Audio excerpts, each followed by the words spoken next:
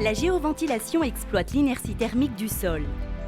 Son principe consiste à faire circuler l'air de ventilation sous terre afin de le réchauffer l'hiver et de le refroidir l'été. Nous nous sommes rendus sur la côte atlantique, près de la Baule, pour visiter une maison où a été installé un double puits canadien. On a profité d'un grand terrain pour installer donc un double puits canadien, étant donné que la surface de la maison est assez importante. Un seul puits ne pouvait pas suffire. Donc on a deux puits canadiens avec deux ventilations derrière.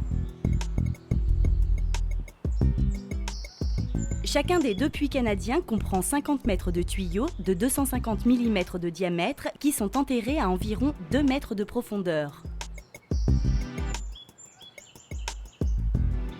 Afin de permettre l'évacuation des condensats, une pente de 3% a été respectée lors du terrassement.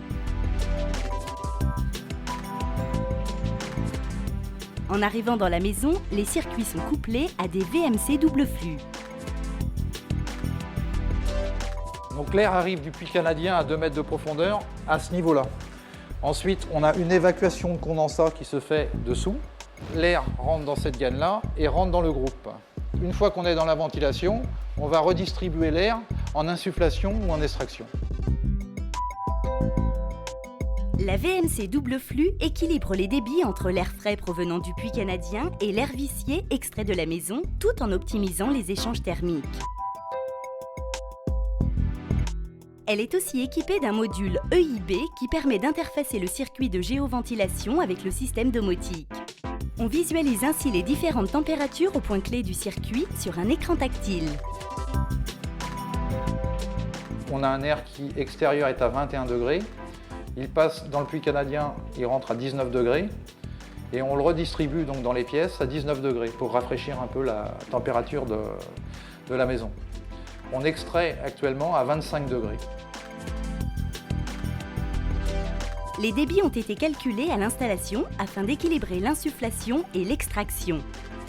Ils sont notamment régulés grâce à un capteur de CO2.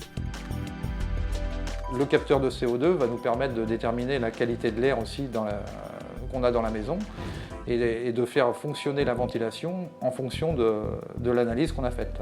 Tout est automatique, mais on a toujours la possibilité de reprendre la main sur l'automatisme. La géoventilation présente principalement un intérêt économique. L'utilisation passive de l'énergie géothermique permet en effet de réaliser des économies d'énergie conséquentes. L'air qu'on prend dehors et les calories qu'on puise dans le sol sont complètement gratuites. Sachant quand même que l'été, si on peut diminuer de 3 ou 4 degrés la température des pièces, ça nous permet quand même pas de climatiser mais de rafraîchir. Et l'hiver, si on préchauffe la maison de 3 ou 4 degrés, c'est pareil. Cette énergie-là, on n'a pas besoin de la puiser par l'électrique ou par le gaz ou par une autre énergie. La maintenance d'un puits canadien associé à une VMC double flux est assez réduite. Une simple opération de nettoyage est requise 1 à 2 fois par an.